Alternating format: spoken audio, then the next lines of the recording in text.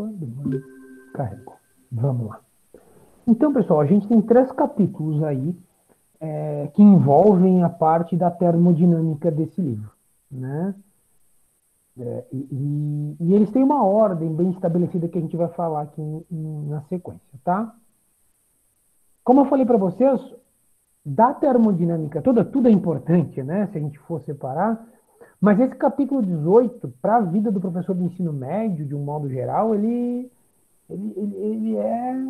é central, né? Porque ele vai falar de questões, por exemplo, do conceito de temperatura e calor, o princípio zero da termodinâmica, que na verdade define aí a medição da temperatura, o princípio de funcionamento de alguns termômetros e as escalas termométricas, vai falar também da questão de como é que a gente encontra o zero absoluto, né? Isso foi medido em algum momento, alguém pegou um termômetro, foi lá e, opa, esse é o zero absoluto ou não?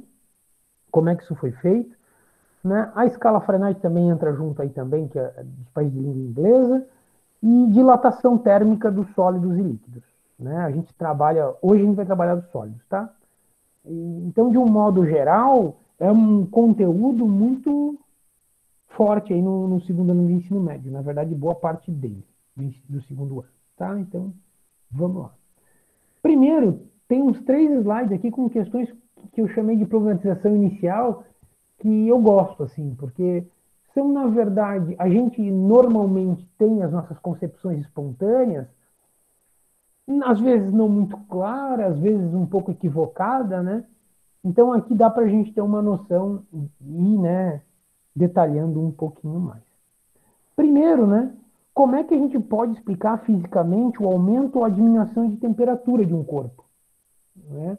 Quando eu boto um termômetro debaixo do braço lá de um paciente, né, no hospital, e ele marca 35 graus, depois eu coloco o termômetro debaixo do braço de outro paciente, ele está marcando 39 graus, né, e esse paciente é caracterizado com febre, qual é a diferença dessas duas pessoas em relação ao bendito do termômetro? Né? É que, na verdade, eu acho muito interessante quando a gente pensa em temperatura, porque a gente está pensando, e aí respondendo a segunda pergunta da problematização, numa grandeza microscópica, numa medição macroscópica.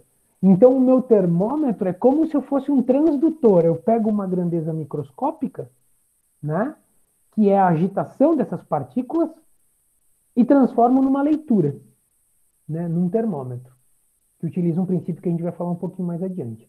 Então, o que a gente está fazendo é observar, medir microscopicamente o quanto essas partículas estão agitadas.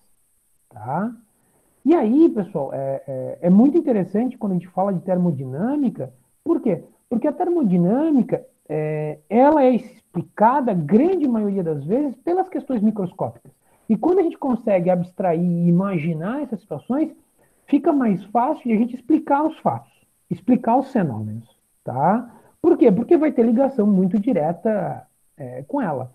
Por exemplo, uma coisa que a gente vai discutir é por que a densidade da água ela é a menor a 4 graus, né?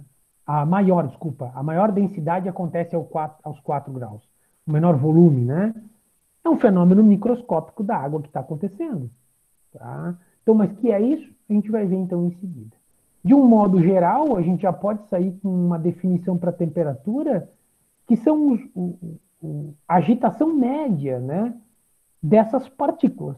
E eu chamo de partícula porque eles podem ser atômicas, por exemplo, como um gás de argônio, que é um gás atômico, ou pode ser molecular, como um gás nitrogênio, que é N2, né, ou O2, né, um gás de oxigênio aí puro, que é um gás molecular. Então a gente chama de partículas para englobar tanto grandezas aí, substâncias atômicas ou moleculares, tá? E aí, quando a gente fala disso, e é isso que é interessante, em temperatura, a gente pensa que é só naquela agitação da partícula entre elas, né? Mas quando a gente fala em agitação média, tem várias coisas dentro da partícula que vibram. Elas vibram entre elas, né? Então eu posso ter um fluido e elas estão todas vibrando, mas elas vibram dentro da molécula. né? Então, se eu pegar uma molécula de água, que é H2O, né? Então, eu tenho dois hidrogênios e um oxigênio, pensem no vértice, essa molécula está vibrando em todas as direções, tridimensionalmente, mas ela vibra também as ligações interatômicas, desculpa, que é entre os átomos dos próprios, que formam a própria molécula. Tá? Então, a energia interna é essa soma total de possíveis vibrações que acontecem aí na molécula. E ela não é simples, né? Porque elas se agitam em três dimensões, a molécula, elas têm a agitação interna da molécula em várias direções, então tem um sistema bastante complexo. E isso faz com que a termodinâmica seja relativamente complexa. Né? Uma coisa que eu gosto de dizer é que a termodinâmica, ela não é muito simples, né? Mas dá para dizer que boa parte do universo ele pode ser explicado da perspectiva termodinâmica. Por que uma reação química acontece? Por que a mecânica quântica, várias questões da mecânica quântica estão associadas à termodinâmica. Então, a gente tem várias, né?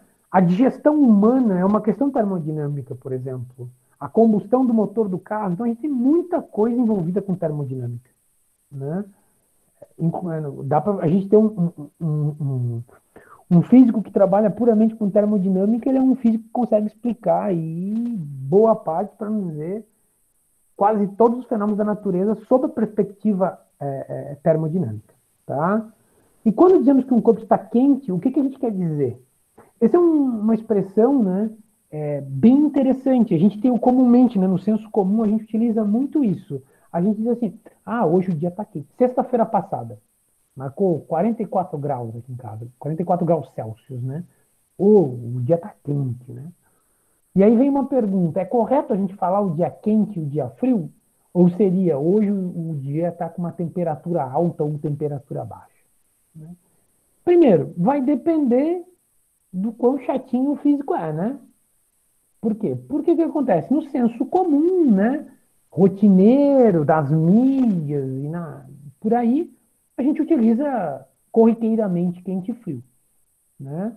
Se a gente for específico, né, na termodinâmica, talvez seria mais adequado, então, dizer que a gente está com um dia de temperaturas altas ou temperaturas baixas.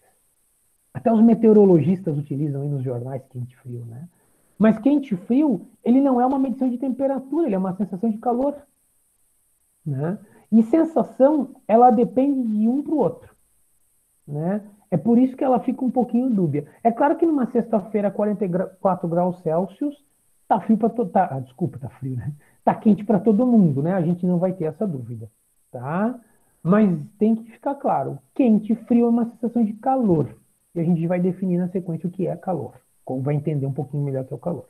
Tá? Mas, de novo, né, para deixar muito claro, dá para utilizar pensando no senso comum, mas dependendo do momento, seria mais interessante utilizar que a gente tem um corpo com temperatura alta ou temperatura baixa. Não deixa margem de dúvida e não está falando de uma sensação. Está falando de uma medida direta do corpo. Né? Porque sensação ela é relativa. Tá? E aí, o que é a sensação térmica? Né? E aí podemos voltar aos meteorologistas, né? Que é muito interessante. Olha, a gente teve a temperatura hoje no inverno, eles falam muito em sensação térmica, né? Não que no verão não, mas no inverno. Hoje deu na Serra Catarinense menos 3 graus Celsius negativo, sensação térmica de menos 18 graus Celsius. Né? É que o que acontece? Por exemplo, nesse caso é o vento, né? O vento, a umidade, eles mudam a nossa sensação térmica. Né? Por quê? Porque eles aceleram alguns processos.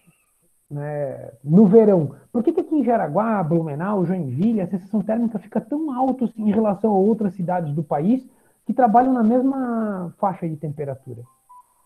Por quê? Só um pouquinho, pessoal. Só um pouquinho, volto um minutinho, só vou entregar a amostra aqui pro rapaz que vai levar para mim para Joinville. Desculpa.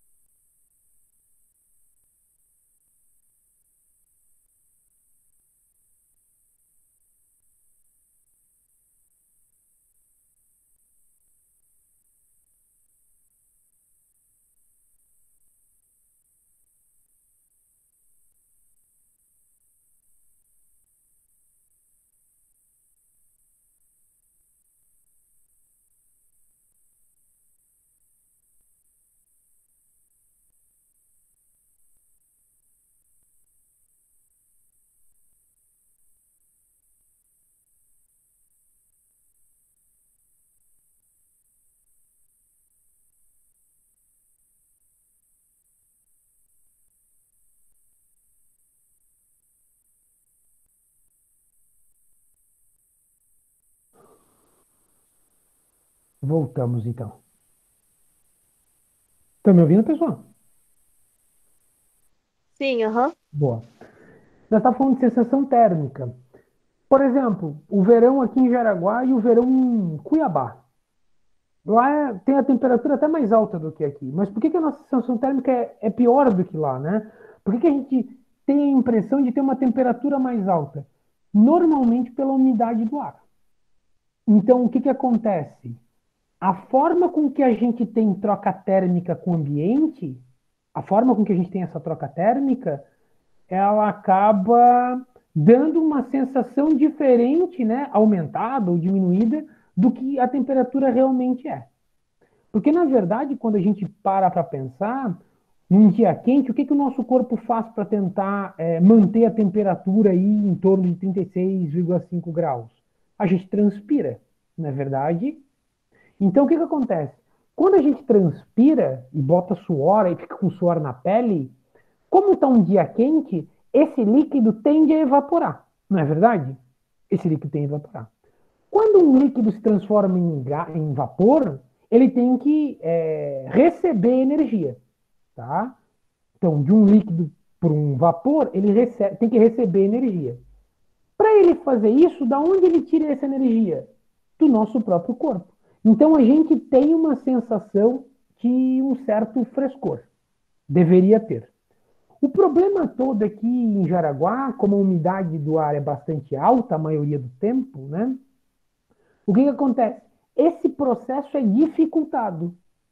Então, o nosso regulador térmico, que seria a transpiração, ele não funciona adequadamente. E aí a gente acaba tendo a sensação térmica de temperatura aumentada. Então, num dia que a gente está em 38 graus, a gente pode chegar aí a 48 graus de sensação térmica. Né? Então, essa é um pouquinho da diferença. No frio, normalmente a gente tem vento, tipo Serra Catarinense, há muito vento. A sensação térmica diminui, por quê? Porque essa troca térmica ela é acelerada pelo vento. Tá? Então a gente né, faz uma capa, um isolamento térmico aí, os casacos, calças, luvas e toucas, mas na verdade o que a gente está fazendo é tentando impedir a troca térmica. Porque como a temperatura externa ela é muito baixa em relação aos 36,5, essa troca térmica tende a ser muito rápida. E quanto mais rápida for, maior é a sensação de frio. Né? Então a sensação térmica lá ela acaba dando a sensação de uma temperatura menor do que realmente é no ambiente, né?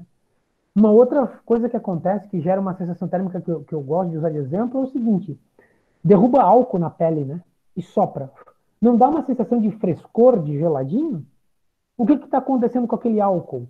Na verdade, o vento está acelerando a mudança de estado físico, de líquido para vapor.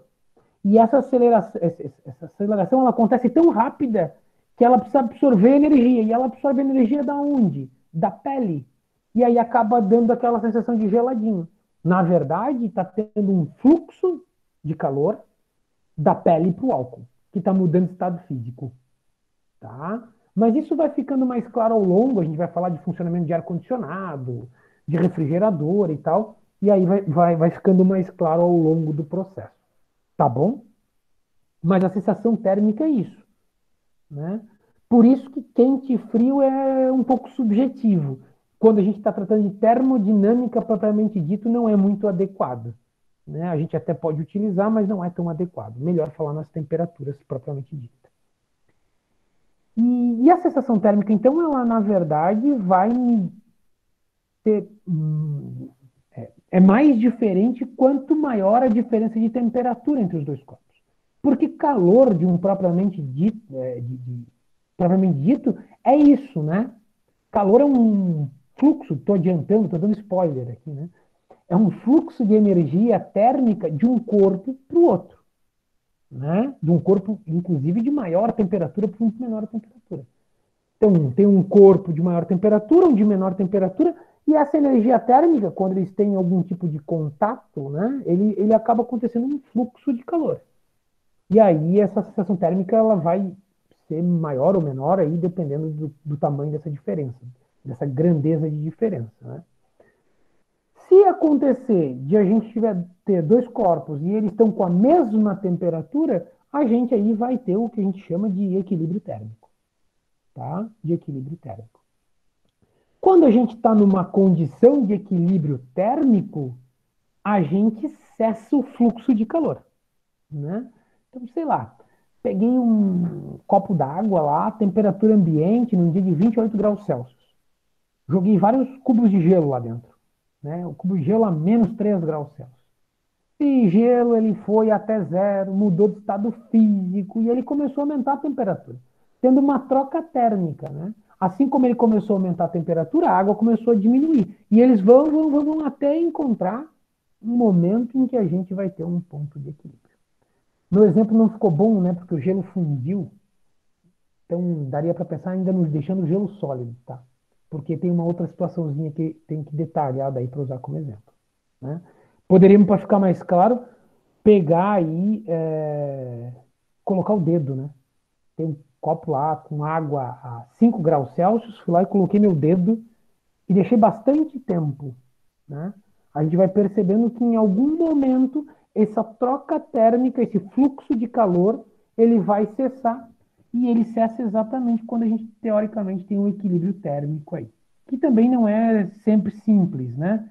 O meu dedo na água, por exemplo, não é trivial porque meu corpo ele vai tender a fazer com que o sangue e aquela região fique com 36,5, né? E a temperatura ambiente vai fazer troca térmica com o meio. Então, a gente normalmente vai trabalhar com equilíbrio térmico em sistemas adiabáticos. O que é um sistema adiabático? É quando a gente tem um sistema e dentro dele está o que a gente está estudando, né? Mas ele não faz troca com o meio, né? Então, botou o gelo na água e eles estão lá dentro de um, sei lá, vou dar um exemplo bem esdrúxulo, né? De um isopor e o que importa para nós como sistema é o que está lá dentro e o que acontece lá dentro. Ele não tem troca com o meio ambiente, né? Como podemos transferir calor, né? Como podemos transferir calor? Por diferença de temperatura. Por diferença de temperatura. E é interessante, né, quando a gente pensa microscopicamente, né? A gente vai pensar o quê? Que um corpo com maior temperatura, ele tem maior agitação do que um corpo de menor temperatura. Quando eu coloco esses dois corpos em contato, né, a maior agitação, ela tende a fazer uma troca de agitação até um ponto de equilíbrio, podemos dizer assim, né? Então, não existe um fluxo contrário de forma natural, tá? Não existe um fluxo contrário de forma natural. Ou seja, um corpo de menor temperatura e um de maior temperatura em contato, não vai acontecer esse de menor temperatura ficar com temperatura menor ainda e o de maior aumentar a temperatura, né? O fluxo de calor é sempre do corpo de maior para o de menor temperatura. Professor, mas aí agora complicou, porque a geladeira ela faz o contrário, né? A geladeira tem uma troca térmica, eu boto alguma coisa gelada lá dentro e ela diminui a temperatura. Mas aí, nesse caso, a gente tem que entender que a geladeira é uma máquina térmica. A gente está tendo uma ação externa para fazer isso. Ele não é um processo natural, né? Isso tem a ver com a segunda lei de Newton, né? Existe um sentido, e aí a gente vai discutir lá na frente, no próximo capítulo, no capítulo 20, sobre a entropia. Tá? A geladeira, a gente fornece trabalho para ela fazer isso. Por onde? Energia elétrica no compressor. Né? Então a gente tem um trabalho para fazer isso. Ele não acontece num processo natural. Tá bom? Ainda a gente vai falar sobre a dilatação, né? Aí a pergunta é: a dilatação dos sólidos é significativa para a vida cotidiana? Talvez a gente poderia anteceder uma outra pergunta, né? O que leva à dilatação de um sólido? Né? Se eu aumentar a temperatura de um corpo, por que esse corpo dilata? Né? A gente já está dizendo de arrancada que ele dilata. Né? Por quê? Porque se a gente tem um aumento da agitação dessas partículas, elas passam a ocupar mais espaço, na média. E como eles passam a ocupar mais espaço físico, teoricamente a gente precisa dilatar isso. Né? Imaginem, né? Nós quatro num, mal se movimentando, todo mundo com os bracinhos para baixo, eu e vocês, dentro de uma sala, um encostado no outro com os braços, quase nenhuma agitação, né? Paradinho. A gente começa a se agitar e se bater. O que vai acontecer? Na média, a gente vai começar a colidir mais e a gente vai precisar de um espaço do entorno nosso que a gente vai acabar ocupando com essa agitação. Se a gente for pegar esse volume que a gente ocupava inicialmente, quando a gente estava paradinho, com os bracinhos para baixo, a gente vai perceber que esse volume aumentou. Né? E aí, então, analogamente, é isso que acontece nos sólidos. Aumento a temperatura, eu tenho um aumento eu tenho a dilatação, né, do sólido. Professor, e podem ter o contrário? Então, quando eu diminuir a temperatura, eu vou ter a contração dele? Logicamente, vamos ter a contração dele também. Tá? E na vida cotidiana, é significativo isso para a gente? E é bastante. É bastante significativo, né?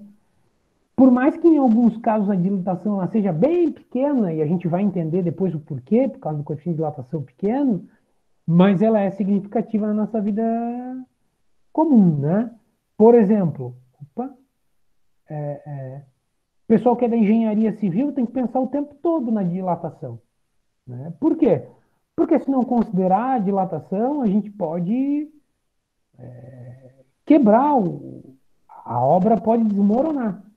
Por exemplo, não sei se onde é que vocês estão, tem piso cerâmico no chão, né? Tirando o porcelanato, o piso cerâmico normal tem aquelas fugas. Aquilo ali, na verdade, a gente pode dizer que é uma junta de dilatação. Por quê? Porque como ele tem contato, né, e tal, e a gente tem variação de temperatura, e o material cerâmico, ele não é dúctil, resiliente, né? Ele é um material frágil. Dependendo como é que ele foi exprimido ali, ele quebra, ele racha, né? Ou ele apresenta fissura, ou ele descola e tal. Então se criou as juntas aí, que a gente chama de fuga, para permitir que esse piso trabalhe, dilate. Senhor, mas aqui em casa é porcelanato e não tem fuga. Mas por quê? Porque o porcelanato ele tem um processo de fabricação em que ele tem uma dilatação muito menor que o piso cerâmico normal. Não é à toa que ele é mais caro, né? O processo de fabricação dele é mais caro, é mais custoso, tá? Então, e aí tem vários outros exemplos, né? A gente vai ver em seguida, por exemplo, às vezes a dilatação, a gente deseja ela, né? O bimetálico é um exemplo clássico, tá? Como funciona o ar-condicionado? A gente futuramente vai falar nele com mais detalhe, né? O ar-condicionado, ele é uma máquina térmica, né? E a gente vai falar aí futuramente exatamente como ele funciona, mas ele é uma máquina térmica em que a maioria das vezes, o que ele está fazendo? Está roubando o calor de um ambiente e jogando para o outro, né? No verão, o que a gente quer fazer? A gente quer que o ar-condicionado roube o calor de dentro do ambiente e jogue para o lado de fora. Né? Prova disso que se alguém for lá fora no ar-condicionado, num dia quente que ele está ligado para resfriar o ambiente, e coloca a mão lá fora, o vento que está lá é muito quente. Aquele calor está da onde? Né? Foi roubado, entre aspas, do ambiente interno. Né? No inverno, o processo é o contrário. Rouba calor lá de fora e coloca para dentro do ambiente. Isso está aquecendo o ambiente com ar-condicionado. Mas como é que ele funciona, né? Propriamente dito? Na verdade, tu está forçando ele a expandir. Então, tu comprime ele com o compressor, tu tens um capilar e tu provoca a expansão dele. Quando ele provoca a expansão, ele muda de estado físico. E ele aí tem que absorver energia de algum lugar. Da onde ele absorve? Do ambiente que a gente está querendo diminuir a temperatura. De novo, ele não acontece por si só. Né? Ele tem que ter energia externa, né? Senão a gente fere a lei da conservação de energia aí, né? Mas o compressor consegue fazer isso. O funcionamento é muito simples. É uma expansão, né? Num capilar. A gente vê com calma daí. O chuveiro, né? Como é que a gente aquece a água do chuveiro? A água do chuveiro pelo efeito Joule, né? A gente tem uma resistência elétrica, essa resistência elétrica é percorrida por uma corrente. O nome já diz, resistência elétrica, então essa corrente ela sofre uma oposição e essas colisões todas provocam um aquecimento desse condutor, né?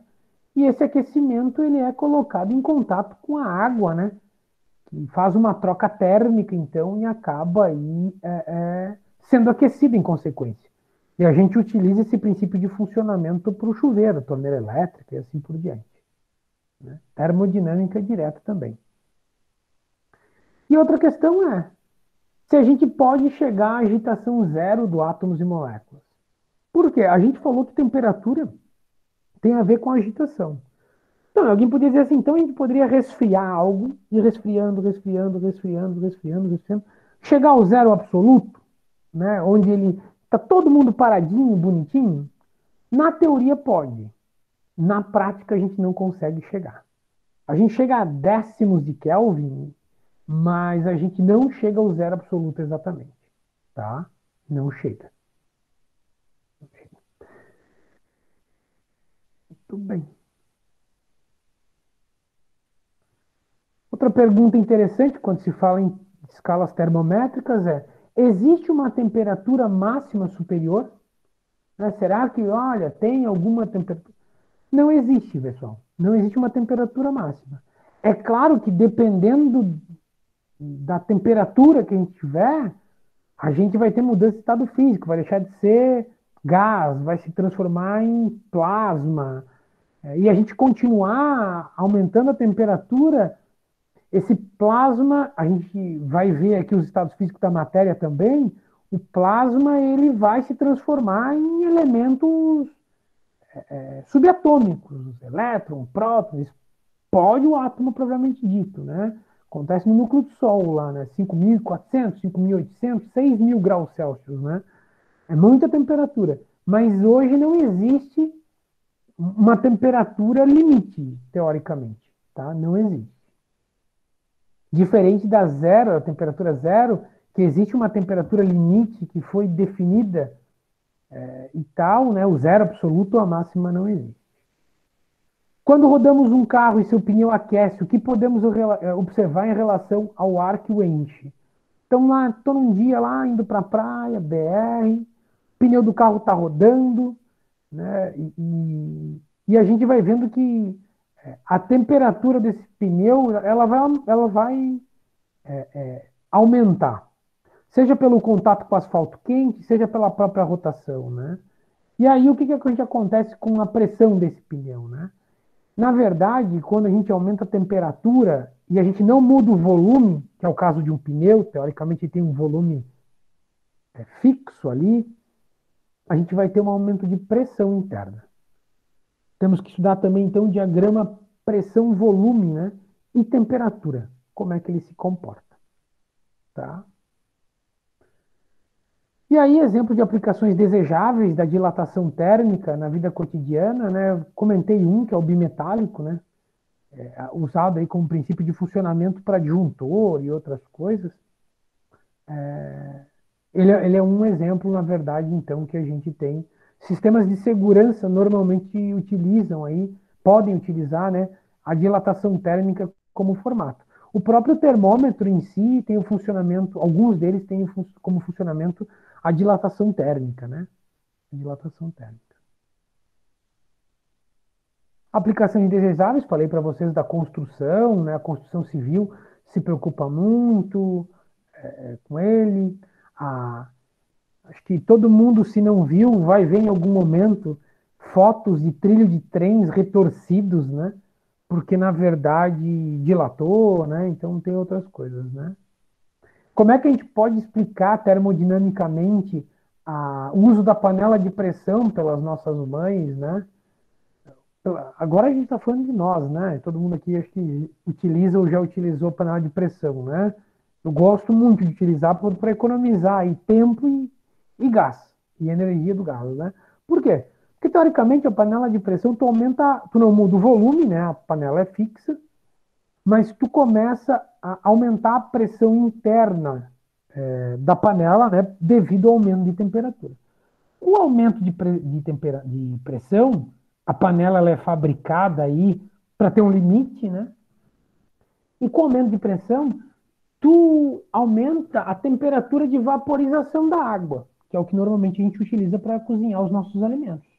Então, sei lá, se a temperatura em pressão atmosférica da água é 100 graus Celsius, na maioria das panelas de pressão vai ficar em torno de 120, 130 graus Celsius. Esse aumento de temperatura, que não parece muito, é o que faz a comida amolecer, é o que faz a comida cozinhar mais rápido, né? O que faz a gente utilizar a própria panela de pressão, né, num outro formato, por exemplo, fazer feijão. Ah, dá para fazer feijão em panela aberta, ou seja, em pressão atmosférica? Dá, mas se gasta mais tempo. Por quê? Porque uma panela aberta não consegue ultrapassar aí aproximadamente, né, porque na verdade vai depender de algumas altitudes e tal, 100 graus Celsius, tá? Então essa é a ideia. E outra questão que eu acho interessante quando a gente fala de termodinâmica, que daria para problematizar, é como explicar o congelamento instantâneo da cerveja quando tiramos do congelador. Então, estamos lá. Está numa festa de família, né, para as famílias que bebem, né? Não sei se todo mundo bebe. Coloquei a cerveja no congelador, tá lá bonitinha, todo mundo feliz, vai beber. Daí vai lá e pega a cerveja e pá, congelou inteira. Né? Algumas vezes ela pode até estourar, né? Explodir dentro do congelador ou do freezer. Mas às vezes tu pega, ela tá bonita, né? Branquinha por fora, não tá congelada e pá, ela congela inteira. O que que provoca isso, pessoal? Na verdade, quando a gente tem um resfriamento que acontece meio lento, meio não, um pouco lentamente, a gente sabe que a cerveja ela não é água pura, mas a maior parte dela é água. Então a gente pode considerar que a 0 graus ela deveria mudar de estado físico do líquido para o sólido. O problema é o seguinte: algumas vezes esse processo ele acontece de forma tão lentamente que ele passou de 0 graus e ela não está congelada. Tá? Ela passou lá, está -2, -3, -4, né? A cerveja está -4, ela ainda está líquida, tá? Na verdade, os congeladores aí do bar, se der uma olhadinha no display lá, né? Não que eu beba muito, mas tá no display lá dos bares, vai, eu fico sempre observando isso, né? Da cerveja não. -4 graus, ela não está congelada. -6, -7, pá, fica congelado.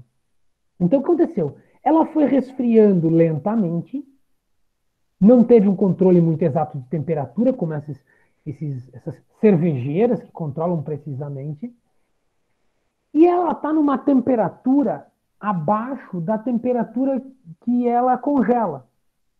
Ou seja, ela já deveria estar sólida. Ela só não ficou sólida porque aconteceu num processo muito lento.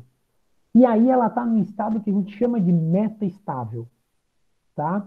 E esse estado metaestável, qualquer perturbação um pouco abrupta faz com que ela congele.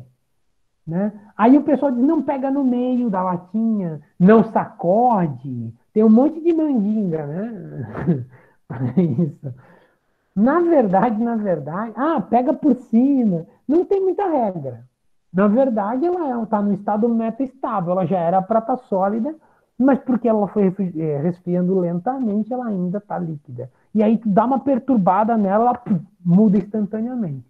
Às vezes, dependendo da situação, ela chega a jorrar, né? Ela explode mesmo. Né? E às vezes ela só vai e começa a sair aos poucos. Ela tem uma mudança de volume muito grande, né? E aí ela começa a sair aos poucos. Tá? Então, aí mais um exemplo que a termodinâmica explica. Né? E aí a termodinâmica, de um modo geral, ela vai explicar as principais propriedades da matéria e a correlação entre essas propriedades e a mecânica dos átomos e moléculas. Quando a gente fala da física clássica, a termodinâmica é a primeira que a gente vai para as grandezas microscópicas, tá? E aí ela vai pensar em transferência de energia, variação de temperatura, mudança de estado físico, e aí várias questões que a gente próprio já falou aqui, né? Como o motor de um carro, a combustão, enfim, vários fenômenos que a gente já utilizou de exemplo aqui para mostrar. Mas a termodinâmica, vou repetir pelo grau de importância dele, pode ser utilizado para explicar boa parte do que acontece aí, microscopicamente do que acontece na vida. né? Tem uma coisa que eu faço aqui em casa que eu acho muito bonito, né? Às vezes eu faço chá de aquela flor de hibisco desidratada, né? Não sei se vai já viram. Peguei, bota ela numa jarra de vidro e a flor de hibisco, tem aquela cor bonita, assim, é um bordô. E tu joga lá dentro e ela começa a soltar a cor dela dentro da tinta, da água. E tu começa a observar bem bonito, bem formado, né? A mistura disso devido ao fluxo de calor, a convecção que acontece dentro dessa substância, né? Então, daria para explicar termodinamicamente isso, né? Daria para explicar termodinamicamente por que, que um suco de limão ele azeda depois de um tempo, ou um abacate escurece, né? Tem uma oxidação que dá para explicar da perspectiva termodinâmica, né? Porque o pessoal da química não tem como negar a termodinâmica, né? Porque boa parte dos meios reacionais eles estudam sob a perspectiva da termodinâmica. Na verdade, os químicos eles são meio chatinhos, eles gostam de chamar a termodinâmica de físico-química, só para botar o nome deles lá no meio, né? Mas no final da história, boa parte do que eles estudam em físico-química, um e 2, 3, e 4, não sei o que, é termodinâmica, tá? É termodinâmica. Termodinâmica. E aí, para estudar termodinâmica, ao longo de todo o processo, a gente tem que reconhecer aí os estados físicos da matéria, né? Sólido, líquido e gás e o plasma, né? Primeira coisa, se a gente for diferenciar... Pessoal, qualquer coisa interfere aí, hein? E a pergunta, comentário vai interferindo. Vocês sabem que pode ficar à vontade. Qual é a primeira diferença que a gente tem de um para o outro, né? Nessa escala, sólido para líquido, para gás e para plasma? Distanciamento entre as moléculas, né? A imagem, ela diz muito isso aqui, né? No sólido a gente tem, não todos, tá? A gente pode ter sólido amorfo. Nessa representação a gente tem os átomos organizados numa rede cristalina. É bem assim mesmo, como se a gente tivesse uma estrutura cristalina. O aço faz muito isso, né? A gente pode ter aços aí com empacotamentos, inclusive cada empacotamento tem um nome, né? Associado à estrutura cristalina desse átomo sólido, né? Desse aço sólido, em estado sólido. Então eles têm um arranjo que se repete ao longo da estrutura. Se eu pegasse um elemento pequenininho de um aço 1045 lá, dependendo da estrutura, obviamente, e vou pegando outras partes, a unidade vai se repetir. A distância se mantém, né? Isso não quer dizer que elas estão paradas. Elas estão vibrando dentro dessa estrutura cristalina, tá? Um diamante, né? Ele tem uma estrutura cristalina é, perfeita, né? É por isso que átomos de carbono eles podem se organizar de diferentes formas, né? Primeiro, porque tem quatro ligação. Segundo, ele pode ser um diamante, pode ser grafite, né? Pode ser grafeno. E o que, que vai estar diferente no mesmo estado sólido? A estrutura cristalina que ele vai estar. Quando a gente sai do sólido e vai para o líquido, a gente está com a estrutura, um distanciamento um pouquinho maior. Eles ainda têm uma interação, eles mantêm essa característica de ligação, mas já estão no estado fluido, né? Já tomam a forma do recipiente, já tem a propriedade de escoamento, e isso tem tudo a ver com a estrutura que ele se compõe. Vou para o gás, né? Vamos para o gás, ainda mais. O distanciamento fica tão grande, né? E claro, vai depender da pressão e vários outros elementos. Mas de um modo geral, só comparando rapidamente, ele vai ficar tão grande que uma molécula ela não interage diretamente com a outra. Ela vai começar só, não tem ligação química propriamente dita entre as moléculas. O que a gente vai ter? Colisão. Então elas estão livres dentro desse recipiente, né? Tanto que se a gente abrir um frasco, esse gás sai do frasco, né? Ele também é um fluido, mas a interação entre as moléculas elas se restringem às colisões que elas têm devido ao movimento caótico aí, o movimento aleatório que essas partículas têm, tá? Aí é o seguinte, né, pessoal? Pô, beleza, tem o gás bonitinho. Comecei a acelerar essas partículas do gás. E tem várias formas, tá? Por campo elétrico, por temperatura. Vamos pensar que eu peguei um gás e comecei a aumentar muito a temperatura. O que que vai acontecer? Aumenta a temperatura, aumenta a agitação. E eles vão começar a se colidir mais. Até que vai ter um momento que essas colisões elas vão ser tão frequentes e tão fortes, né? Que a gente vai começar a arrancar partículas ali. Então, em vez de um átomo colidir com o outro e ter uma troca de energia entre um outro só em agitação, vai arrancar um elétron. Né? Se a gente olhar essa representação no quadradinho aqui embaixo, ó, o elétron são as bolinhas pretas e os átomos são as bolinhas vermelhas. É claro que essa representação é bem didática, tá, pessoal? Na esquerda a gente tem o gás, os elétrons orbitando. Estamos pensando em elétrons na última camada aqui, né? Essa representação aqui é perigosa. E essas colisões, se a gente aumentar e der muita energia para elas, elas vão começar a arrancar esse elétron. E aí a gente vai ter um gás que a gente chama de gás ionizado, onde a gente vai ter átomos que vão estar carregados negativamente, positivamente, porque perderam elétron. A gente vai ter elétron, a gente vai ter uma sopa de partículas aí nesse ambiente, nesse recipiente, né? Nessa câmara, ou que seja. E a gente tem plasma, como acontece no Sol. Núcleo solar, a gente tem um estado de plasma. A gente tem tantos fenômenos nucleares que a gente acaba tendo um estado de gás altamente reativo, com muita energia. Né? Normalmente, os plasmas, quando a gente cessa a energia externa, ele acaba voltando ao estado de gás. As partículas ali que foram arrancadas por colisão, por agitação, elas retornam. Né? É claro que se a gente não estiver falando de reação nuclear como o Sol, tá? E hoje os plasmas são utilizados para várias coisas aí, né? Tratamento de metal, tratamento de superfície. Então tem várias questões aí que se usa plasma. A lâmpada fluorescente é um plasma, né? A gente excita o gás lá dentro da lâmpada fluorescente e ele começa, ele gera o plasma. Então a gente tem átomo, elétron, um monte de coisa solta. E essas trocas de camada de elétron, de arrancamento, de retomada de elétron, tem umas diferenças de energia aí que tem que ser desprendida para algum lugar, né, para se manter. Porque tu está colocando energia externa por meio da corrente elétrica lá que está gerando. E essa energia é dissipada por meio de fótons, no comprimento de luz visível. E aí a gente vê a luz e a gente é iluminado aí, então, pelo plasma. Ok? Então tem que ficar muito claro na cabeça de vocês a diferença entre os estados físicos da matéria. Né? A gente já falou, inclusive, dos fluidos, aí são os líquidos e os gases, né? Que são normalmente abordados. O plasma é um gás ionizado e os sólidos aí são os materiais aí que têm forma própria, tem uma distância bastante reduzida entre as partículas e tal. Nível de curiosidade, né? Na década de 80, se final de 70 para a década de 80, começou a se estudar muito plasma como tecnologia do plasma, né? Para processamento de material, para um monte de coisa.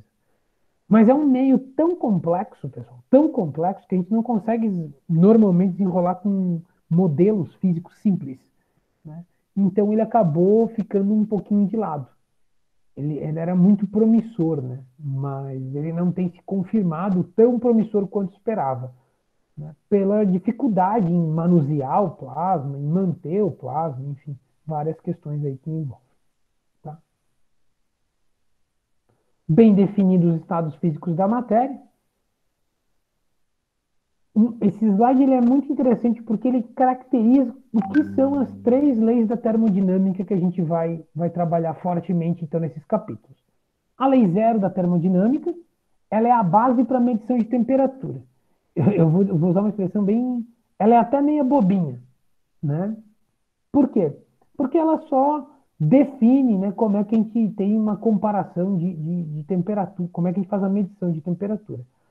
E essa lei zero está associada à propriedade, aqui embaixo nesses três itens, a propriedade macroscópica.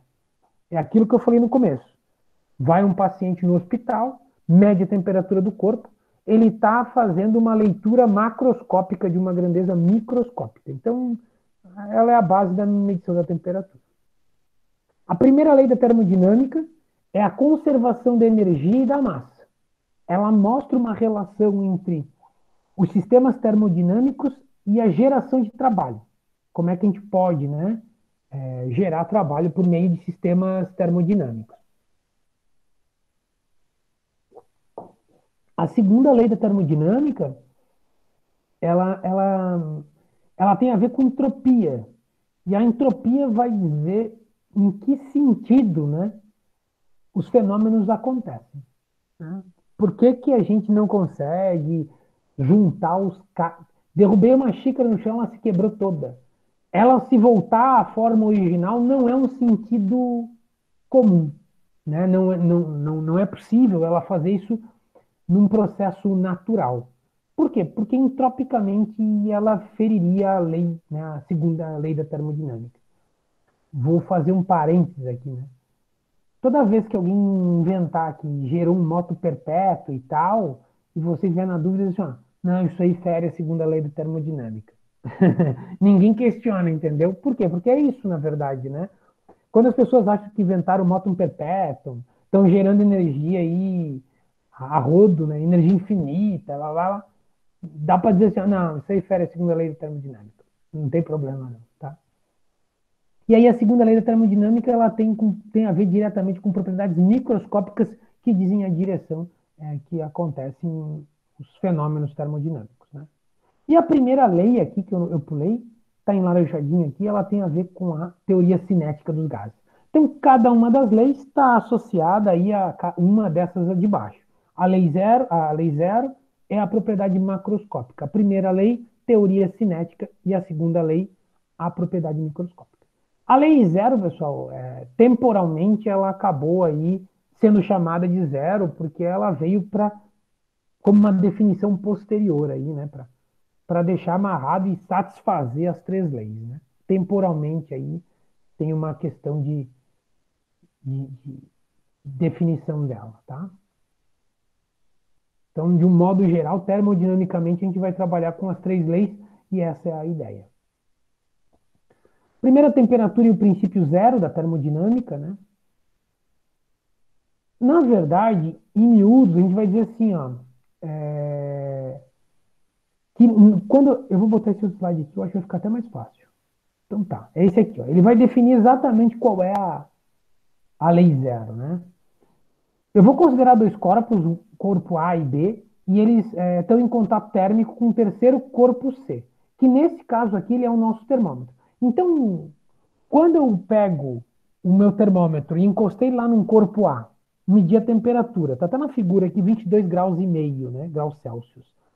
Peguei, fui lá num outro corpo B e fiz a leitura de novo. E ele também deu 22 graus e meio, né? A gente vai dizer que eles estão em equilíbrio térmico um para o outro, né?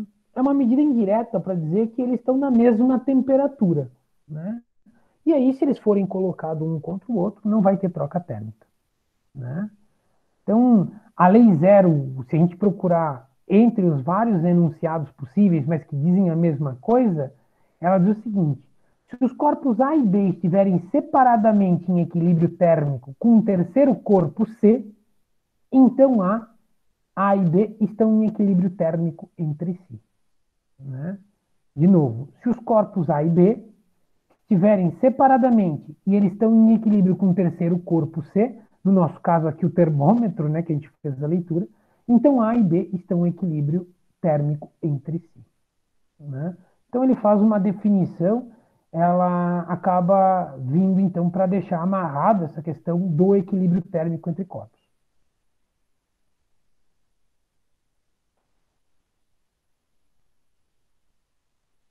E quando a gente fala em temperatura, a gente fala em medição por meio de termômetro, né? E aí, quais são os princípios que a gente tem que podem ser utilizados para medir, então, temperatura? Um deles é o volume de um líquido, né? Vamos pensar, tá ali do ladinho, né? Um tubo capilar. Todo mundo já mediu com aquele termômetro que ele tem mercúrio dentro, que ele é prateado, e a gente, na verdade, é aquele de medir temperatura do corpo humano, a gente tem que ficar meio que procurando o reflexo no mercúrio para fazer leitura. Não sei vocês, eu cresci encasquetado com aquilo, porque ficava tentando e não encontrava, né? Tinha toda uma dificuldade ali de identificar.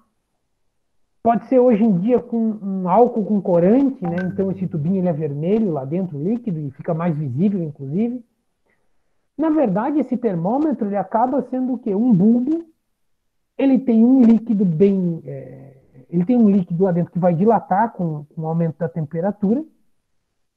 E o que, que acontece? Né? Tu vai pegar, no caso da escala Celsius, por exemplo, vai pegar esse termômetro com esse bulbo e líquido dentro, colocar no gelo estável lá a 0 graus Celsius, né? Vai colocar no gelo. E aí vai fazer uma marquinha de 0 graus. Pegou, colocou na água em ebulição lá a pressão atmosférica. Esse líquido que está dentro vai dilatar, vai ocupar, vai subir dentro do capilar. Vou lá e marco 100 graus Celsius. Faço todas as divisões, divido em uma escala de 100, de 0 a 100 eu divido em 100, obviamente, e eu acabo tendo um termômetro, então, que vai medir a escala Celsius na referência que a gente fez aí do ponto de fusão e ebulição da água. Né? É o mais simples, mais trivial que a gente tem. E é o volume de um líquido. Pode ser feito também pelo comprimento de um sólido? Pode, né? Não tem problema. Pode ser feito pela pressão de um gás a volume constante, que é o que a gente vai ver na sequência, né? Mantive um gás a volume constante, e aí eu consigo fazer uma medida indireta também de temperatura, a gente vai ver.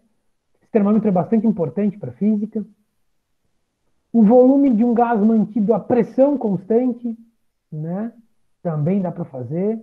Então a gente consegue fazer uma medida de como é que eu tenho um bulbo lá, né? E ele tem uma pressão constante, como é que ele está. Desculpa, pressão constante que a gente vai ver na sequência, não o volume. Como é que ele se comporta quando tem uma mudança de temperatura nesse bulbo. Resistência elétrica, a gente tem aí os medidores de temperatura chamados de termopar, PT100, são todos medidores de temperatura utilizados aí, em, inclusive em utensílios domésticos, aí já podem utilizar, né? Se alguém tem geladeira em casa que marca a temperatura, né? Ou aquela que a gente comentou, as cervejeiras lá dos bares que marcam lá o menos 4 graus, aquilo ali é feito por um sensor, por um equipamento, né? Na verdade lá não é só medidor, é um medidor e controlador de temperatura, mas ele tem um sistema que varia a resistência elétrica. Ele é um condutor que varia a resistência elétrica, tá? Conhecidos como termopares, e PTC é um tipo um pouco diferenciado, mas dá para classificar aí também como um material que varia a resistência. Ou seja, aumentou ou diminuiu a temperatura, a resistência desse material muda, então se transforma em sinal elétrico aí que vai fazer a leitura. E outra forma de medir a temperatura é a cor de um corpo, né? É assim que a gente mede a temperatura das estrelas, pela cor emitida, né? Então a gente tem que. Ninguém vai lá e bota um termômetro numa estrela, né? A gente vê a cor, né? E faz uma análise física dessa temperatura. Tá bom? Volume. Eu não sei porque eu estava pensando em pressão, é volume constante. E a gente já vai entender o porquê. Uma coisa importante é esse termômetro aqui. Ele, na verdade, para entender é o seguinte. Ele tem um bulbo aqui, ó, que tem escrito P-gas, né? Tem um gás lá dentro. Ele tem, na verdade, uma espécie de vaso comunicante aqui. Vocês lembram do pressostato que a gente tinha lá por coluna de líquido? Né? A gente estudou isso lá nos fluidos. E ele tem um fluido aqui, ele fala que é um reservatório de mercúrio, ele pode se deslocar. E um lado dele, então, está conectado ao gás, o outro lado está aberto para a atmosfera. P0 aqui é a pressão atmosférica. Né? Onde é que é o ponto sensível desse sensor? Essa extremidade com gás, aqui que tem a bolinha que está dentro do Becker aqui, né? Então é aqui que é a espécie onde a gente teria o sensor. Então, o que acontece, pessoal? Eu tenho uma temperatura, essa escala aqui é fixa, o que é móvel aqui é esse tubo aberto para a atmosfera, tá? Onde é que está a mão do rapazinho aqui? Então ele é um móvel aqui, né? Então o que acontece? Qual é o procedimento? A gente coloca a nossa ponta sensora onde a gente quer medir, seja na atmosfera, seja dentro de um becker com líquido. E essa parte móvel aqui, o tubo maior ali cheio de mercúrio, a gente vai fazendo um ajuste manual. Até onde? Até onde esse líquido aqui do lado esquerdo, que está em contato com o gás que vai ser medição, fique no ponto zero. Quando isso aqui ficar no ponto zero, o que na verdade vai estar acontecendo, pessoal? Um pouquinho que eu vou pegar aqui um negócio. Quando ele estiver no ponto zero, o que vai estar acontecendo aí? A gente vai ter um equilíbrio entre a pressão que está lá dentro da onda sensora e a pressão que está nesse pontinho aqui, ó. Né? Um pouco acima do dedão dele aqui. Por que é importante saber essa pressão aqui, né? Porque ela vai ser equivalente. Pensem o seguinte: qual é a pressão que vai estar nesse ponto lá dentro, medindo aqui fora, nesse tubo maior, pela coluna de líquido? A gente tem lá da hidrostática, né? P igual a P0 mais a massa específica do fluido, aceleração gravitacional vezes a altura. Então, na verdade, essa coluna de líquido que vai se formar ali é uma forma da gente medir, né, a pressão que vai estar lá dentro. E aí a gente vai calibrando ele, né, para as diferentes temperaturas. E olha só, um pouquinho que eu estou tentando conectar uma coisinha aqui. Ver se dá certo aqui. Tá aqui. Tá. Então, olha só. É isso que eu quero mostrar. Na verdade, o que a gente vai estar medindo está aqui, ó. Estão vendo onde é que eu estou riscando aqui? Essa coluna de líquido aqui é que vai me dizer qual é a pressão lá dentro. Por quê? Porque a pressão no mesmo nível num vaso comunicante tem que ser a mesma, né? Então, o que acontece, pessoal? A gente vai fazer uma calibração entre dois pontos. Que ponto? De novo, o 0 e o 100 da água. São pontos bem conhecidos, né? Coloco o bulbo lá dentro de água com gelo, deixo atingir o equilíbrio térmico, medir a pressão em relação à coluna de líquido. Fiz um gráfico, vim aqui e pimba, um ponto. Botei dentro de outro recipiente, com água em ebulição a 100 graus Celsius, né, pressão atmosférica, deixei equilibrar, pimba, achei outro ponto. Essa relação é linear. Se ela é linear, então vem e monta uma linha. Aí agora, o que acontece? O que esse gráfico ele permite que a gente faça? Ele permite o seguinte: eu vou pegar esse bulbo e vou colocar em diferentes temperaturas. Mas aí eu vou fazer a leitura aqui, ó, dessa pressão aqui, ó. De novo, né? Então eu vou associar H, vou substituir nessa fórmula aqui, ó, ρgH pressão, e associando nessa fórmula, eu consigo vir aqui no gráfico, ó, e vou rebater. Bati nessa linha vermelha, rebati na escala termométrica, opa, vou estar aí próximo, 20, 40, 60, vou estar aqui acima um pouco de 60, 65 graus. Né? Então esse termômetro ele faz, na verdade, uma medida de pressão que a gente, calibrando ele, consegue converter em leitura de temperatura. Tá? Então é isso que ele consegue fazer. O detalhe é o seguinte, pessoal, e esse é o mais louco.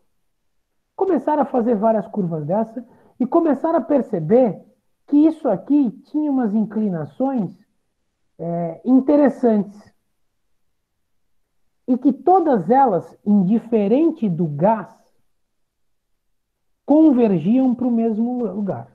Então imagine fazer esse exercício que a gente fez ali experimentalmente, só que a gente fez com gases diferentes. Botei vários gases lá dentro daquele bulbo, né? Dentro desse bulbozinho aqui, ó, coloquei vários gases e fui montando o gráfico. E eu comecei a perceber que as inclinações mudam, mas que eles tendem todos ao mesmo ponto. Tá aqui, ó. E essa foi a forma de se perceber que essa intersecção entre essas várias curvas para os gases tinha um ponto limite, né? Onde a pressão aqui chegaria a zero e tal. E aí eles chegaram ao valor experimental de que o zero, ou a temperatura mínima, não o zero absoluto, a temperatura mínima que possa chegar, que foi associada ao zero Kelvin, né, é menos 273,15 graus Celsius. Né? Então, esse equipamento, né, o termômetro de gás a volume constante, né, ele acaba fazendo com que a gente consiga, de forma indireta, determinar aí o zero absoluto. Né? O zero absoluto. E ele é feito por projeção, tá? Por projeção. Tudo bem.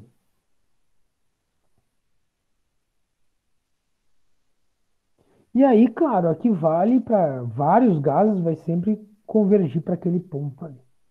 O que acontece na prática hoje, pessoal? Ah, mas se não chegar aos. Se chega a décimos de Kelvin, né? O pessoal faz um equipamento, porreta, de aprisionamento de partículas. Então o pessoal pega um punhadinho pequeno, de modo de falar, punhadinho, né? Coloca ele lá e vai diminuindo a temperatura. Diminuindo, diminuindo, diminuindo, diminuindo, diminuindo. E ele ainda não chega muito perto do 270, menos 273, né? Depois de, não consigo mais por máquina térmica. Aí o pessoal faz um aprisionamento a laser. O pessoal vai lá com um monte de laser e é como se essas partículas elas ficassem vibrando e esses lasers exercessem forças sobre, fossem pequenas molas, tentando frear esse movimento. Né? E aí eles fazem, aplicam um campo ainda, né? Então é um conjunto e é um equipamento caríssimo para produzir matéria próxima ao zero absoluto. Tem físicos, tem alguns, né, físicos e químicos que estudam isso, porque esse fenômeno, quando ele tá, essa substância, quando está perto do zero absoluto, ela cria uma substância chamada de condensado de Bose-Einstein. Né? Em homenagem ao Bose e ao Einstein. Por quê? Ela tem propriedades atípicas. Para vocês terem ideia, o condensado de Bose-Einstein ele não respeita as leis do atrito que a gente conhece. Então, se eu tivesse um recipiente com um condensado de Bose-Einstein ali dentro, o que ia acontecer? Ele ia começar a subir pelas paredes e ia cair para o lado de fora do recipiente. O que é totalmente, né, incomum, para não dizer contra o nosso senso comum, né? Contra o nosso senso comum, tá bom? Então ele é o condensado de Bose-Einstein aí. E aí, claro, pessoal, temperaturas baixas a gente produz supercondutores, várias outras coisas interessantes aí que acabam sendo estudadas aí para aplicações aí tecnológicas, tá? Mas ninguém gerou substância a zero Kelvin, acertadamente, né? Não conseguimos ainda. Aí a escala Kelvin, né, de temperatura, né? A escala Kelvin, ela tem uma relação com a escala Celsius dada por, tá aqui, né? Temperatura em Celsius é a temperatura em Kelvin menos 273, aqui é um vírgula, tá? 15 graus Celsius. A gente normalmente para o dia a dia usa 273. Por que dá para fazer essa análise, né, direta, pessoal? Porque a escala Kelvin e a escala grau Celsius, elas são escalas centígradas. Eu já vou fazer a deduçãozinha com vocês ali. Então, ponto de fusão e de ebulição da água na escala Celsius é 0 graus Celsius e 100 graus Celsius. Na Kelvin, usando o redondinho para ficar mais bonitinho, 273, 373. Então a diferença entre as escalas é a própria escala centígrada. Então a transformação é mais direta. Pessoal da química, nos exercícios de termodinâmica, a gente acaba utilizando mais a escala Kelvin, né? Experimentalmente, no laboratório, termodinamicamente, a gente usa mais a escala Kelvin do que a graus Celsius, tá? Okay? E aí eles utilizaram aí o ponto triplo, né? Da água, né? Para determinar. E aí, se vocês derem uma olhadinha nesse ponto, nesse gráfico aqui é uma relação de pressão e temperatura e como é que aí a substância pode existir, né? O ponto triplo está aqui, ó. É como se nesse ponto exato de pressão e temperatura a água coexistisse nos três estados físicos, sólido, líquido e gasoso. Dependendo do movimento e para que lado ela vai, ela pode se tornar aí um dos estados físicos. Então, se ela vier para a direita, vapor. Se ela subir, ela vai aí para líquido. Ela pode ser deslocada em função de pressão e temperatura para sólido. Então, ele é o ponto onde existe a coexistência. E, claro, existem as linhas entre um e outro estado líquido que pode acontecer aqui. Tá? Mas a escala Kelvin e a de Celsius são fáceis de traduzir. Um erro muito clássico, né, que se comete no senso comum é chamar a escala de graus Celsius de escala centígrada. Já vi jornalista na TV algumas vezes. Não, hoje está 30 graus centígrados. É certo?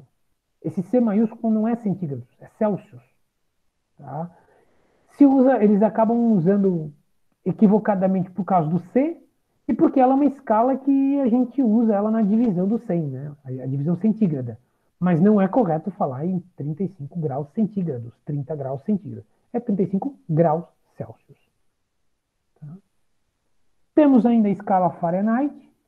Os países de língua inglesa, de origem inglesa, acabam utilizando. Ela acaba fazendo um comparativo com o 0 e o 100 em 272 e 212 e 32. Então, quando a gente tiver 0 graus Celsius, a gente está falando de 32 graus Fahrenheit. E quando a gente tiver 100 graus Celsius, ou seja, ebulição da água, nosso termômetro estaria medindo 212 graus Fahrenheit. 212 graus Fahrenheit. A forma matemática que correlaciona é essa daqui. E procurar ela pronta na tabelinha. Eu não gosto muito de usar ela assim, tá? Como é que eu gosto de utilizar? Eu gosto de aplicar isso aí, inclusive no ensino médio. Rapidamente aqui, pessoal. Vamos pensar o seguinte. Lá na ebulição e fusão da água, né? 0 e 100 na escala graus Celsius. Na escala graus Fahrenheit, a gente vai, ela na equivalência aqui de 0 e 100, ela estaria em quanto? 32 e 212. Na escala Kelvin, e aí cuidado, porque não tenho graus aqui, né? Na escala Kelvin eu tenho quem, pessoal? 273, 373. Então percebam que aqui a gente está numa situação em que usamos aí a fusão do gelo a 0 graus e usamos a ebulição da água, né? Para as três escalas, para ter como parâmetro de comparação. Aí a gente vai fazer o seguinte, ó. A gente vai pegar um ponto arbitrário aqui, ó, e vai refletir nos três. E esse ponto arbitrário a gente vai chamar assim, ó, temperatura em Celsius, temperatura em Fahrenheit e temperatura em Kelvin. TC, TF e TK. Por que eu gosto de mostrar essa deduçãozinha aqui? Porque a gente não precisa ficar decorando fórmula, né? Na verdade, em qualquer momento da vida a gente, sei lá, tá lá no mercado e tem que converter uma unidade de medida. Faz rápido, né? Pega um pedaço de papel e faz, né? Não é bem assim, né? Mas é importante ter formas de levar isso para a vida e não ter que ficar decorando aquelas formulazinhas que são chatas. Como é que eu faço isso aqui, pessoal? Olha só como é tranquilo. É por relação de proporcionalidade. Então, assim, ó, é TC menos 0 sobre 100 menos 0. Então, eu vou reescrever aqui para vocês terem ideia. TC menos 0, ou seja, a leitura ou a que eu estou querendo converter menos o limite inferior sobre o superior menos inferior. 100 menos 0. Isso é igual. De novo, agora a mesma coisa para Fahrenheit. TF menos 32 sobre 212 menos 32. Isso é igual a mesma coisa para Kelvin. TK menos 273 sobre o TK menos 273 sobre 373 menos 2,373. Né? Estão percebendo as igualdades aqui? Na verdade, a estratégia matemática aqui é utilizar uma regra, né, de proporcionalidade. Aí alguém, professor, para com isso, usa a regra de 3. Tem um problema, né? A divisão na escala Fahrenheit, ela não é centígrada. Ela é 180 divisões aqui. Ela é diferente em escala. Então, a regra de 3 não funciona diretamente nesse caso. Vamos dar uma simplificada aqui? TC menos 0 fica TC sobre 100 menos 0, 100. É igual. TF menos 32, não tenho que simplificar, sobre 212 menos 32, 180. TK menos 273, não tenho que simplificar, sobre 100. Para ficar mais bonitinho, dá para dividir tudo por 20. Como eu estou dividindo todos os lados da igualdade, não vai mudar o valor final. E aí eu chego nisso aqui, ó, vou escrever aqui nesse canto aqui em cima, tá? TC menos 100 dividido por 20, 5. TF menos 32 sobre 180 por 20, 9. TK menos 273 dividido 100 dividido por 20, 5. Percebam o seguinte, pessoal. Quero transformar de temperatura em Fahrenheit para Celsius. Substituo a temperatura em Fahrenheit aqui, resolvo matematicamente e encontrei o Celsius. Então eu tenho duas igualdades e 3 fórmulas, mas eu sempre só vou usar as duas. A que eu tenho e a que eu estou buscando encontrar. Né? E essa fórmula aqui é conhecida de vocês, né? É a forma que os livros didáticos acabam trazendo aí para a resolução. Professor, se eu tenho os números, eu preciso deduzir a forma para substituir? Logicamente não. Posso encontrar diretamente aí, né? Eu já gosto de fazer diretamente, já coloco a temperatura que eu tenho e a que eu quero encontrar e nem boto as 3, né? Só as que eu quero transformar. Entre as duas que eu quero transformar e faço a dedução. Mas eu gosto que entendam isso aqui, até porque aí não precisa decorar nada, né? E entende uma lógicazinha dessa dedução que é bem a priori simples. Muito bem. Pessoal, vocês têm aula na sequência ou podemos continuar mais um pouquinho? Dá para continuar por mim. Tá todo mundo tranquilo? Podemos dar uma continuada, pessoal? Se alguém quiser interromper. Beleza, galera? Se você já puder deixar o seu like. Se alguém tiver que interromper, por gentileza avisa, tá bom? Então tá. Opa, alguém botou aqui um. Beleza, então vamos lá. Vamos avançar que aí a gente tem um pouquinho de tempo aí, não tem problema. E aí a dilatação térmica dos sólidos. Aqui tem um exemplo clássico, né? Comentamos lá no começo da aula que quando a gente tem um processo de aumento de temperatura, essas partículas ocupam um espaço maior, um volume maior, na média. E esse volume maior, então, provoca a dilatação de um corpo, dos corpos em geral. Aqui, ó, tem um exemplo da dilatação, de uma junta de dilatação de uma ponte, né? Imagine, olha só. Na verdade, é concreto, quando ela dilata, ela não tem muito espaço, ela vai danificar, vai quebrar. E aí, aqui, o que eles fazem? Fizeram uma espécie de encaixe, né? Com material metálico, onde ela permite que ela dilate um pouquinho. É por isso, por exemplo, que lá no trilho do trem, a gente observa, inclusive quando o trem passa, um barulhinho da roda do trem nos espaços entre os trilhos. Né? Por quê? Porque, teoricamente, se eles encostarem num dia de dilatação, de aumento de temperatura, a dilatação ela vai ser um pouco mais significativa. Por quê? Porque um trilho é muito comprido, né? Por mais que a dilatação, às vezes, ela seja pequena, ela, na somatória, ela acaba se tornando aí representativa, né? E aí a gente pode ter um problema aí com isso. Então lá eles deixam espaço no trilho trem. Na junta de piso e assim por diante, como eu falei para vocês. Como é que a gente pode calcular essa dilatação, né? Pessoal, primeiro vocês já devem ter ouvido, a gente tem a dilatação linear, a superficial e a volumétrica, né? Se trabalham aí com três dilatações aí possíveis. Aí a pergunta é, no mundo real, teoricamente, a dilatação ela acontece nas três dimensões. Ela não acontece apenas uma ou duas dimensões, ou seja, linearmente, né? É como se o sólido, ao aumentar a temperatura, ele escolhesse o sentido em que ele vai dilatar. Não é isso, né? Não é isso. O que acontece, na verdade, é que essas dimensões elas se tornam algumas mais significativas que as outras. Então, por exemplo, quando eu falei do trilho do trem, né?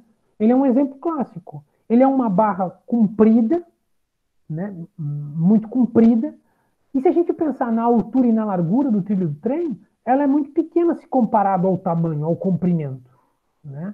E aí, nesse caso, a gente não tem muito por que se preocupar se ele vai se dilatar para cima ou para o lado. No comprimento, sim. Então, é uma forma de abordar o problema. Não é que ele vai se dilatar só num sentido. Pessoal, dá um minutinho, eu vou fechar minha porta aqui. Só para amenizar aqui. Só um pouquinho.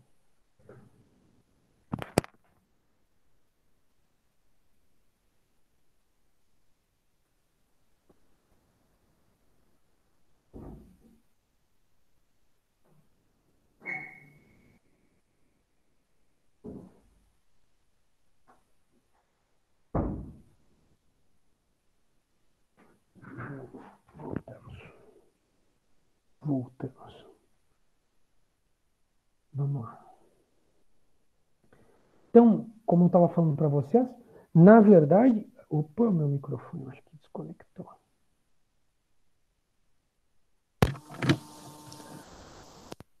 Na verdade, o que a gente vai ter que tomar cuidado é a abordagem que a gente vai fazer para o problema. Então, quando a gente tem um enunciado que fala de fios, barras, a gente, na verdade, vai usar dilatação linear. Por que dilatação linear? Porque, teoricamente, ela tem uma dimensão muito maior que as outras. Então, as outras podem ser desprezadas, elas não são o problema. Um cabo de rede elétrica. A gente está preocupado com a dilatação na secção transversal dele? Não. A gente vai se preocupar com o comprimento dele, né? Porque a dimensão do comprimento é muito maior. E como é que a gente pode medir a dilatação, né? É linear. A gente vai falar então da dilatação quando a gente está observando ela sob a perspectiva de uma dimensão, né? Na verdade, a representação aqui ela mostra o seguinte, ó. Um comprimento inicial, Li ou L0, e uma temperatura inicial. Quando eu aumento a temperatura, levo a uma temperatura final, eu tenho um LF. Tá? Matematicamente, a dilatação linear ela se relaciona, né? A variação de temperatura, está aqui embaixo, ó. O ΔL é esse, aqui, ó. É isso aqui, ó. Então, tem uma temperatura inicial, levei para uma temperatura final. Em consequência, o meu LI passou para um LF. Quem é essa variação? Quem é esse aumento de comprimento aqui? Ele depende de quanto essa temperatura varia, então ele vai depender do ΔT, ele vai depender do comprimento inicial e ele vai depender de uma outra grandeza, do coeficiente de dilatação linear, que é quem aqui? O alfa, que diz respeito ao material. Então, a dilatação ela sempre vai dizer respeito a essas três grandezas. O material, as dimensões iniciais, ou a dimensão, né, que é uma só nesse caso, e o quanto essa temperatura vai variar. Então, o meu ΔL é alfa Li, ou seja, comprimento inicial, variação de temperatura. Tá? Ou pode ser escrito como LF menos Li, né, que é o ΔL. Percebam o seguinte, eu posso ter uma variação de temperatura negativa? Posso. Eu posso ter uma temperatura em que a final menos inicial dê um sinal negativo. Se isso acontecer, eu vou ter um ΔL menor que zero. Se o meu ΔL é menor que zero, o que isso diz fisicamente? que eu tive uma contração desse corpo. Tá? Tive uma contração desse corpo. Então, a ordem como essa temperatura vai variar, vai dizer se ele está contraindo, se o ΔT for menor que zero, eu vou ter um ΔL menor que zero, ou se a variação de temperatura é maior que zero, eu vou ter uma dilatação. Ou seja, o meu ΔL, o quanto ele variou, vai ser positivo, maior que zero. Tá? Então, ele é relacionado dessa forma. E olha que interessante, qual é a unidade de medida do coeficiente de dilatação linear? Pensa o seguinte, vamos pensar, alfa LI ΔT. Qual é a medida do L? Metro. Normalmente, pode ser centímetro, pode ser medida, mas é a unidade de medida de comprimento. Qual é a unidade de medida de temperatura? Graus Celsius, Kelvin, aqui a gente vai usar graus Celsius. Né? Quando eu penso no ΔL, eu estou pensando que o ΔL ele tem que ter a variação, ela tem que ser também em relação de comprimento. Então, nesse caso, teria que ser em metro. Né? Então, percebam, metro igual a alguma coisa metro vezes graus Celsius. Tem que ter uma unidade de medida que permita que essa igualdade seja satisfeita. Quem é essa unidade de medida do alfa que eu tenho que inserir aqui? Experimentalmente falando, 1 sobre graus Celsius. Por quê, pessoal? Olha só. Graus Celsius sobre graus Celsius vai permitir que eu tenha metro igual a metro. Metro igual a metro. Então, essa é uma forma de analisar e ver aí a unidade de medida graus Celsius na menos 1, ou 1 sobre graus Celsius. Tá? Então, coeficiente de dilatação linear, comprimento inicial, variação de temperatura. Vai permitir encontrar quanto foi essa variação do comprimento. Né? Alguns coeficientes de temperatura, né? Ali está como coeficiente de expansão linear, né? Ou dilatação linear. Alguns autores trazem expansão, mas eu não gosto muito de expansão, prefiro dilatação. Tá? O aço, 1,1 vezes 10 na menos 5, ou 11 vezes 10 na menos 6. Estão percebendo que esse é um número pequeno? Alumínio, 2,4 vezes 10 na menos 5. Chumbo, 2,9. Ferro, são números relativamente pequenos. Relativamente pequenos. Um exemplo bem interessante que tem aqui, ó, dê uma olhada comigo. Vidro comum, 0,9 vezes 10 na menos 5. Vidro pires, 0,3. Essa diferença desse coeficiente de dilatação linear, pessoal, é o que faz com que o vidro pires ele resista à variação de temperatura. Né? Pires é uma marca registrada, né? Seria vidro temperado, né? A gente poderia dizer. Então, quando a gente compra um recipiente para usar na cozinha, de vidro comum, a gente não pode, por exemplo, ou não é recomendado, pegar e jogar, despejar água quente, né? Tá fervendo água na chaleira e despejou água quente dentro do vidro. A probabilidade de ele quebrar é muito grande. Se for uma tigela em pires ou de vidro temperado, ele teoricamente tem um coeficiente de dilatação 3 vezes menor, e aí a gente consegue diminuir a chance, então, de ele quebrar. Né? E como é que eu posso entender isso? A pergunta é, o vidro, ele é frágil ou não? Ele é um material frágil. Ele é muito quebradiço. Né? Agora, vocês imaginem o seguinte, você tem a espessura do vidro da tigela, você botou água quente de um lado e do outro está a temperatura ambiente. Você gerou uma diferença, um gradiente de temperatura dentro da tigela. Não gera um gradiente de temperatura? Esse gradiente de temperatura vai fazer com que esse lado da tigela que está em contato com a água quente dilate mais que o outro lado. Né? E aí ele vai dilatar. Essa dilatação vai criar uma tensão interna suficiente para quebrar a tigela. Suficiente para quebrar a tigela. Ah, professor, mas por que não acontece a mesma coisa numa panela metálica? Porque o aço, o metal, o alumínio, o cobre, a panela que seja, o metal ele é um material maleável. Então, ele absorve, ele é um material resiliente, né? Ele absorve essas tensões internamente, né? Tá, e por que o vidro Pires ele acaba, então, tendo a chance de estourar diminuída? Como ele tem o coeficiente de dilatação linear 3 vezes menor, essas tensões internas, devido a gente despejar água quente em cima dele, tendem a ser menor. Menor a ponto de que evita que quebra, né? Então, é essa diferença de temperatura, esse gradiente interno, que provoca isso. Tá bom? Então, esse é um exemplo clássico aí, né, de fazer. O zinco, olha o coeficiente de dilatação do zinco aqui, ó, 6,4. 5 vezes aí maior do que a grande maioria deles, 4 vezes. É por isso que os telhados de zinco desses galpões fazem tanto barulho, né? Não sei se vocês já tiveram a oportunidade. O telhado da quadra do IFSC lá, né? Ela é, na verdade, aluzinco. Uma liga de alumínio com zinco. E bate o sol em cima, tu escuta trabalhando, né? Tá dilatando tudo aquilo, né? E aí a gente escuta o barulho, né? Propriamente dita aí dessa dilatação, né? Professor, e aí tem um exemplo aqui embaixo da calcita, né? Que é o cálcio, CO3, né? E cálcio, carbono e oxigênio 3. Ele tem um fenômeno bem interessante. Se a gente aumentar a temperatura, ele, né, aumenta uma dimensão e contrai ao longo da outra, né? Então a gente consegue ter diferentes comportamentos, mas ele é a exceção da exceção, tá? E por que acontece isso? Por causa do arranjo cristalino que ele tem lá interno, tá, pessoal? Então tá aí. Dilatação linear, não na verdade, ela não existe.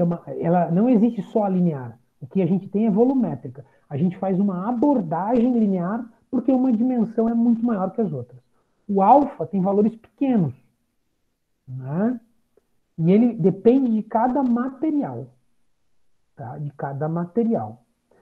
A dilatação linear, ela depende também do comprimento inicial, porque a gente tem que lembrar, né? A dilatação, ela é o aumento da agitação. Então, se a gente tiver 1 metro ou tiver 10 metros iniciais, o de 10 metros iniciais vai dilatar mais, porque a somatória dessa dilatação vai ser maior, tá bom? E a variação de temperatura, obviamente, porque ela é responsável por aumentar essa temperatura aí, tá? Tá, e agora se a gente fizer uma abordagem da volumétrica ou da superficial. Então, vou fazer primeiro da superficial aqui, ó. Delta A, alguns autores chamam de delta S, e assim por diante. Quando a gente tem. Opa, escolhe. Quando a gente tem um corpo em que 2 dimensões são muito maiores que a terceira. Então, a gente vai ter enunciados de exercícios que vão chamar assim, ó, chapas, folhas, quadros, né? Pô, quando eu penso numa chapa, eu estou pensando numa espessura muito fina, em 2 dimensões grandes, né? Então, eu posso usar a abordagem aí a dilatação superficial. Vou apagar aqui o risquinho em cima, ficou feio, né? Quem é a dilatação superficial ou a variação de área? Beta, coeficiente de dilatação superficial, a área inicial e a variação de temperatura. Ou seja, continua sendo as 3 mesmas grandezas, né? O tipo de o coeficiente que diz que tipo de material que é, a dimensão inicial e a variação de temperatura. E o beta é igual a 2 vezes alfa, né? O coeficiente de dilatação superficial é 2 vezes o coeficiente de dilatação linear. Então, se às vezes a gente não tem tabelado, ou o enunciado não dá, mas ele dá o linear, a gente só multiplica por 2 e resolve o problema, né? Então, dá isso. E o volumétrico, ele acaba trabalhando também, só que em vez de ser um coeficiente de dilatação superficial ou linear, é o gama, que é o coeficiente de dilatação volumétrico. O volume inicial e a variação de temperatura. E mais uma vez, o gama, então, agora é 3 vezes alfa, né? Então, o coeficiente de dilatação volumétrico, ele é 3 vezes o coeficiente de dilatação linear. Tá? Muito bem. E aí a escolha de um ou outro vai estar muito associada à abordagem do problema e do corpo que eu estou tratando, né? Não tem nada de mais aqui, né, que requer a gente se aprofundar com muito mais discussão. É fazer o exercício e aplicar as três fórmulas mesmo para mostrar, tá? O coeficiente de dilatação volumétrico, o gama aí de algumas substâncias, ó, normalmente a gente vai trabalhar com os fluidos aqui, está mostrando, né? O álcool, os gases, a gasolina, o mercúrio. Professora, pá, então aqui tem um problemaço. Coeficiente de dilatação aqui ó, do álcool e da gasolina, né? Se eu abastecer num dia quente, tem diferença lá do que eu estou abastecendo e tal, do medindo? Teoricamente, a gente paga pelo que consome, né? Mas realmente, se a gente abastecer num dia muito quente e vai usar um carro num dia muito frio, teoricamente o que está dentro do tanque pode estar um pouquinho abaixo. É claro que no volume de um tanque não é nada exorbitante, né? Mas pode acontecer uma pequena variação aí. Na gasolina, nem tanto, né? Na gasolina e no álcool, assim, não vai se falar. E aí a grande parte do nosso álcool aí é água, né? E aí o mercúrio ali como dilatação também como princípio, e aí os gases ele bota de geral porque é aproximado, né? Vai depender, claro, dos tipos de gás. Tá bom? Tá terminando, tá, pessoal? E o comportamento anômalo da água, falei para vocês. Esse comportamento da água, a natureza é um negócio maluco, né? Esse comportamento aqui ele tem um nível de relevância para a vida humana e para a natureza e para a Terra que talvez a gente nunca tenha se dado real conta, pessoal. Se esse comportamento da água anômalo não existisse, se isso aqui não existisse, muito provavelmente não teria vida na Terra. Porque o que acontece, pessoal? O comportamento anômalo diz o seguinte, que a máxima densidade da água é conseguido a 4 graus Celsius. Né? O que a gente pensaria, na verdade, né, num modelo tradicional de qualquer outra substância? A gente vai, eu vou botar aqui, fora do slide, tá? Densidade igual a massa sobre volume. Né? Essa é a relação aí, né? Ou densidade igual a massa e volume. Eu vou diminuindo a temperatura, vou diminuindo. O que eu vou tendo com o meu volume? Qual é a minha variação de volume? Ele vai contraindo. Né? Ele vai diminuindo. Ele vai diminuindo o volume inversamente proporcional à densidade vai aumentando. Se isso fosse para a água também, o que aconteceria? Né? A parte mais densa vai para o fundo do lago, do mar e assim por diante, e a menos densa fica em cima. Então a gente ia ter uma situação em quando a gente chegasse a 0 graus, o mar ele ia congelar da onde para onde? Do fundo para a superfície. Se a gente continuasse a diminuir a temperatura, a gente ia chegar no momento, por exemplo, na Antártida, que tudo estaria congelado. Então a gente não ia poder ter vida humana lá de baixo, né? Vida humana é ótimo, né? Não, vida humana não vai ter mesmo, né? Não ia ter vida, né? Porque os peixes e os outros animais, eles iam morrer, não congelado talvez, mas porque ia ficar sólido. Mas aí acontece esse fenômeno do comportamento anômalo, que está ligado à ligação química das pontes de hidrogênio, o que acontece? Quando a gente vai diminuindo a temperatura da água, ou de alguma coisa que seja maior parte água, como a água do mar, né? Tem sal e tal, mas a maioria é água, ela vai se organizando. E ela vai ter a maior densidade ali, porque quando chegar em 4 graus Celsius, ela tem uma mudança meio que abrupta, né? Uma mudança em toda a estrutura dele. Ou seja, né? Ela acaba se contraindo um pouquinho mais, porque ela acaba se organizando as moléculas de H2O num empacotamento que a gente chama diferente. Esse empacotamento faz com que ela tenha o menor volume em 4 graus. Se ela tem o menor volume, ela tem a maior densidade. E o que acontece então? Né? Esse líquido a 4 graus vai profundo. Quando a gente continua diminuindo a temperatura para menor de 4 graus, né, A parte menos densa, olha a curva, tá aqui, né? Essa aqui é uma curva de densidade, né? Se fosse uma curva de volume, ela ia ser invertida. O que acontece aqui? Ela vai diminuindo a temperatura e a densidade agora, ela vai diminuindo. Ou seja, os 4 graus vão ficar, tô lá no lago, né?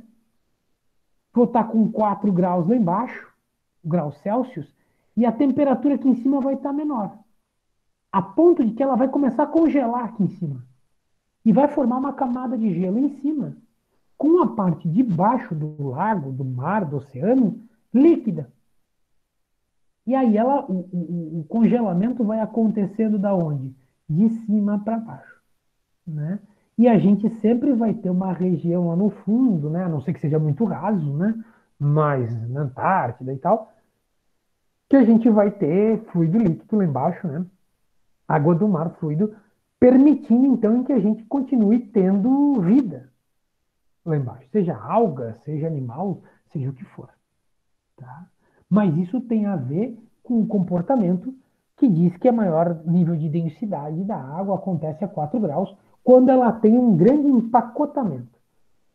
Baixei para 3 graus, na verdade, esse empacotamento ele se desfaz um pouquinho, aumentando o volume, diminuindo a densidade em relação aos 4. E aí a gente tem um retorno aí à situação normal. Tá? Mas vale um olhar bem atento para isso aqui, né? Porque ele realmente é um fenômeno que, evolutivamente, quando a gente pensa na Terra e na condição que a gente teve, de como a vida foi criada, as teorias mais aceitas cientificamente foram criadas, esse aqui foi um fator, entre vários outros, determinante. Determinante. Tá? Em resumo, né? A gente viu a lei zero da termodinâmica e qual a sua importância. Falei para vocês, né? Ela é meio bobinha, mas ela acaba definindo o equilíbrio térmico e a definição de temperatura, né? Quando dois corpos, né, A e B, né, estão à mesma temperatura em relação a um corpo externo, quer dizer que eles estão à mesma temperatura, equilíbrio térmico e assim por diante. As escalas termométricas, graus Celsius, graus Fahrenheit e Kelvin, Kelvin não tem graus, e como a gente transforma de uma para outra, e como calcular a dilatação térmica, linear, superficial e volumétrica, dependendo aí da abordagem para o problema, né, das dimensões do corpo que a gente vai estar analisando. E, por fim, o comportamento anômalo da água. Tá? É isso, meus jovens.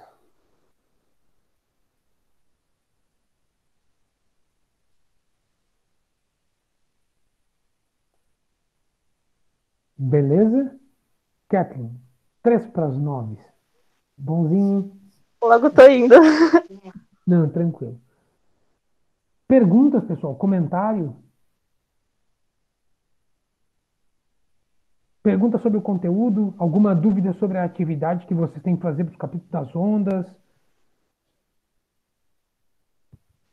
Não? Não, por enquanto, pelo menos. Beleza.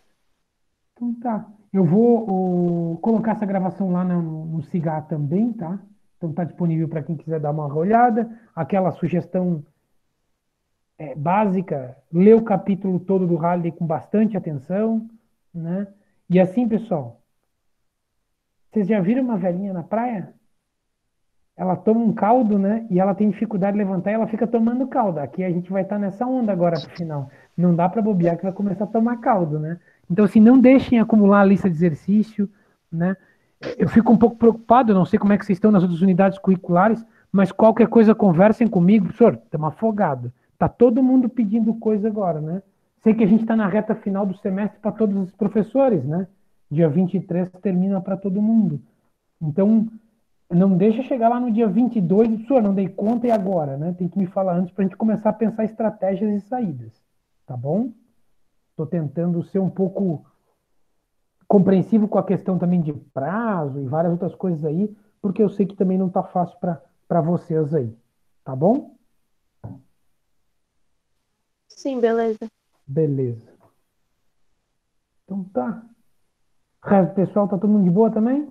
Gabriela, Jéssica? Tranquilo. Oh, show. Tranquilo? Dá um